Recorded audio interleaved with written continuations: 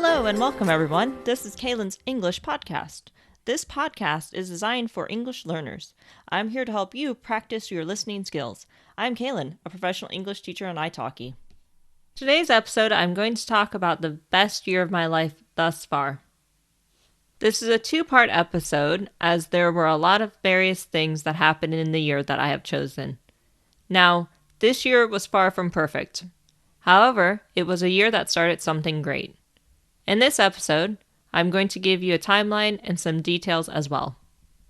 The best year of my life thus far was the year I got married. I got married in 2012. The year started far from smooth, as we unfortunately lost a family member who is very dear to my husband. It was a tough time to get through, and I'm appreciative that we had something happy to look forward to, our wedding. We had been engaged for a few months already when the year started, but we had not entirely started the wedding planning process. I did have my wedding dress, and he had a suit, but we did not have a venue for a ceremony or a reception. We did know that we wanted to get married in a very specific location that was not located within our home state of Ohio.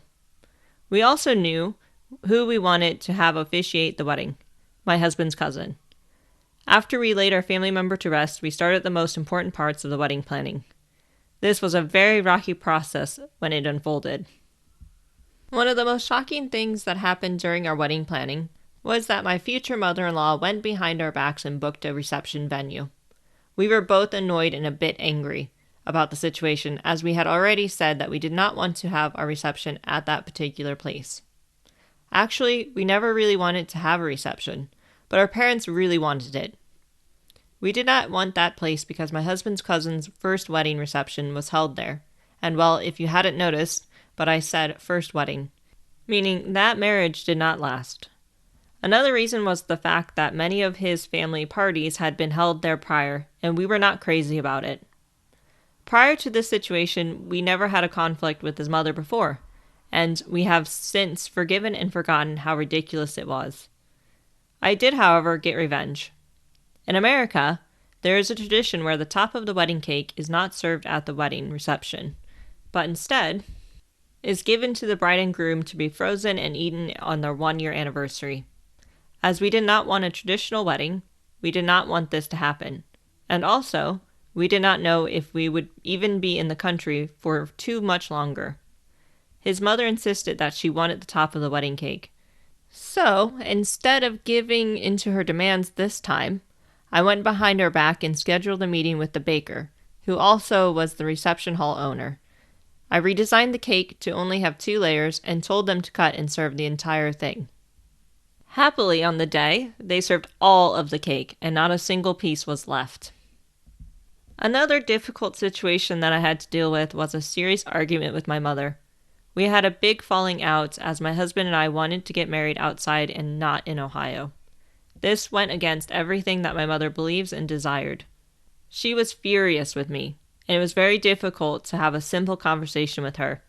I still lived with my parents at the time, so I was lucky enough to be able to avoid her by going to work or spending the day with my fiancé.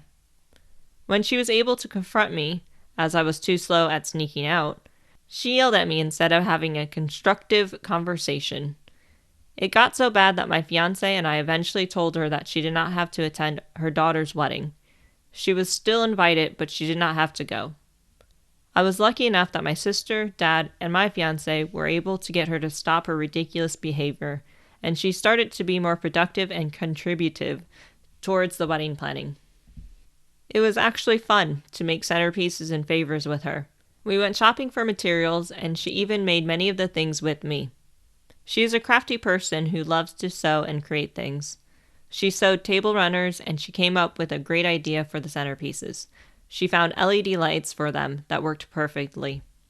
She also found a cake stand that rotated using a motor, and that worked perfect for the surprise I had for my future husband.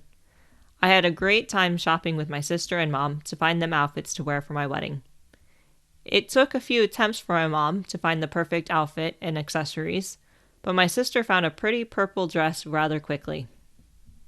We got many of the small details out of the way rather quickly. Even though we did have someone to marry us, we still did not have a location to get married. I researched various locations on a tiny island in Georgia that we both loved and wanted to get married on. Nothing seemed perfect and was a bit pricey in some respects. We thought of the historical and famous lighthouse, but the cost of renting chairs and for an outdoor wedding, it was pretty expensive for a short time and how little guests that we would have in attendance. I cannot remember who had this idea, but we decided that where we stayed every single time we went to this island would be the perfect place to have the ceremony. Luckily, my future mother-in-law had a contact there that could help us get permission. He told us to write a letter to the residence board explaining our desires, and he would present it to the next board meeting for us. With luck, they happily agreed to allow us to use the grounds for our ceremony for free. With this great news, we were ecstatic, and I had a feeling things would be smooth sailing from there. Boy, was I wrong. That is enough for one episode. I will continue with my story in the next episode, so stay tuned. That is all I have for you today. I hope you enjoyed. If you'd like more content, then please subscribe to this podcast. You can also support me on Patreon. Find me by typing in Kaylin Teacher. On Patreon, you can gain early access to the podcast and transcriptions. Follow me on Twitter and Instagram at Kaylin_teacher. Thank you for listening. I hope you all have a great day. Until next time, bye!